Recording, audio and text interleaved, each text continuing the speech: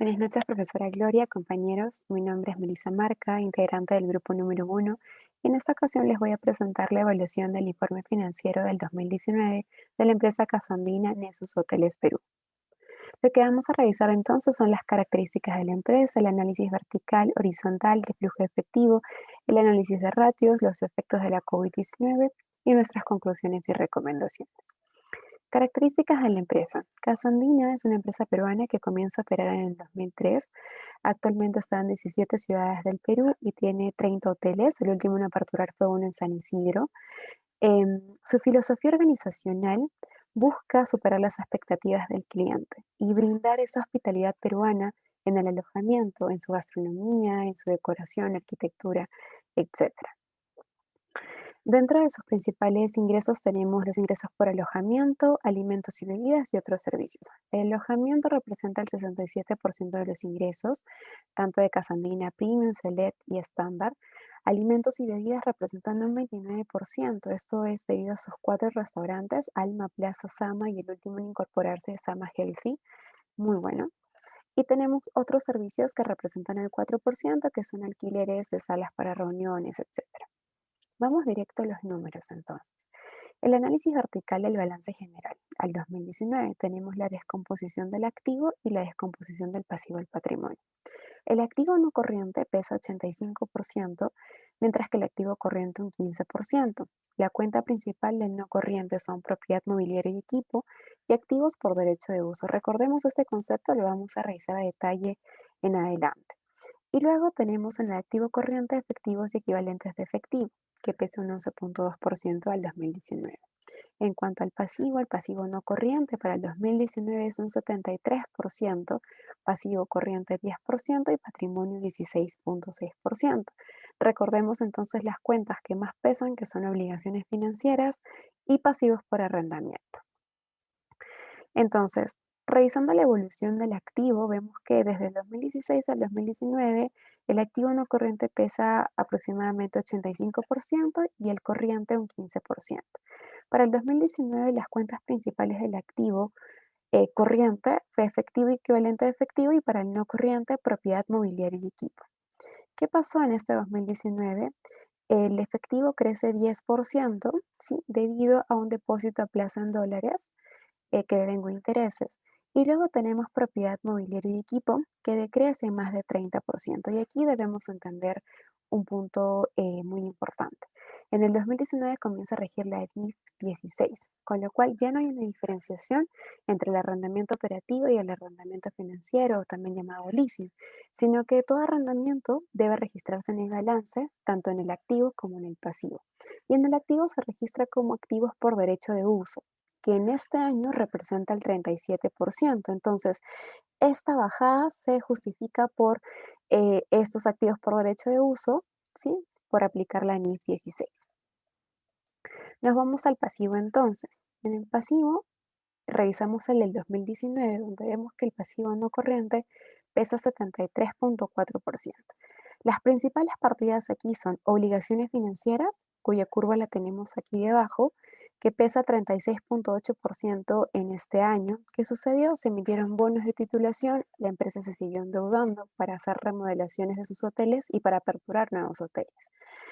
Y la siguiente cuenta que pesa en este pasivo no corriente son los pasivos por arrendamiento, ¿sí? Que pesan el 35% como consecuencia de la NIF 16 que habíamos mencionado hace un momento. También resaltar dentro del patrimonio los resultados acumulados que vienen decreciendo y el 2019 tiene un peso de 3.9%. En cuanto al estado de resultados, revisamos en el análisis vertical la evolución del margen, comparamos la pérdida operativa o ganancia operativa versus el margen neto. Sí, vemos que ambos tienen una tendencia decreciente y enfoquémonos aquí, que hay una pérdida de menos 3.31% en el 2019. En cuanto a la evolución de costos y gastos, lo hemos dividido en 3 grupos: efecto financiero, tenemos gastos operativos y costos de ventas. No hay una variación muy representativa hacia el 2019. Nos vamos al análisis horizontal del balance general. En los activos tenemos efectivo y equivalente de efectivo, ¿sí? Que crece en más de 1.600%, esto debido a lo que habíamos comentado del depósito en el Banco Interbank. Tenemos cuentas por cobrar entidades relacionadas que tiene que ver con sus cuentas por cobrar a Nesus Hoteles Perú Selva y activos por derecho de uso como consecuencia de la NIF 16. Vemos que aparece en el 2019. ¿Ok?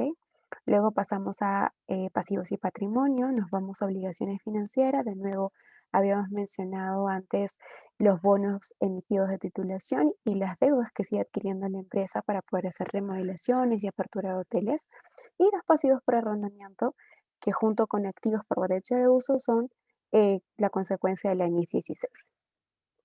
En cuanto al estado de resultados, en el análisis horizontal nos vamos a ir directamente a estos gastos financieros, que vemos que crecen en más de 166%. Entonces, ¿qué pasó? Em, Como se han tenido pasivos por arrendamiento, se tienen intereses de estos pasivos que aparecen en este 2019 y afectan a la pérdida, en este caso neta, que se tiene en el ejercicio de menos 6 millones. En cuanto al análisis de flujo de efectivo, tenemos las actividades de operación en verde, positivas todos los años, actividades de inversión, ¿sí? Negativas, hubo una reducción al 2019 y actividades de financiación, que hay un crecimiento en 2019 porque a pesar de que la empresa amortizó bastante parte de su deuda, igual siguió endeudándose incluso por más de 243.000 soles. Ahora nos vamos al análisis de ratios. En cuanto al análisis de ratios, tenemos liquidez, ¿sí? General, prueba ácida y prueba defensiva. El esquema que vamos a ver a continuación es al 2019 el indicador de Casa Andina, el indicador de Intursa, que es su principal competidor, y cómo va el 2020 para tener una noción de cómo está afectándole el COVID a la empresa. En cuanto a liquidez general, estamos en 1,52, prueba ácida 1,47 y prueba defensiva 1,12. En conclusión, los ratios de liquidez son bastante buenos. La empresa tiene capacidad de afrontar sus deudas al corto plazo. En cuanto a los ratios de solvencia, respondiendo a la pregunta ¿cuánto debe? Tenemos grado de endeudamiento, grado de propiedad y endeudamiento patrimonial.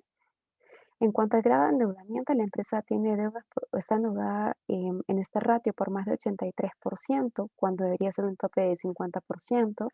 El grado de propiedad es bastante bajo, 16,64 y debería ser más de 50, y el endeudamiento patrimonial es muy alto. ¿Sí? Ahí nos da una idea de cómo va la solvencia de la empresa. ¿Cuánto le cuesta la deuda a la empresa? 7,85% del 2019 versus 5,24% de la competencia, entonces está siendo percibida como riesgosa para los bancos y la deuda es más cara para Casa Andina. ¿Puede pagarlo? Su cobertura de gastos financieros 0,42. No tiene capacidad de pago. Ratios de gestión, periodo medio de cobranza 18, periodo medio de pago 74, cobra antes, paga después, está bien. Vamos con ratios como margen bruto, margen operativo y margen neto. Margen bruto 30%, se esperaría un 35%, margen operativo 6%, viene bajando.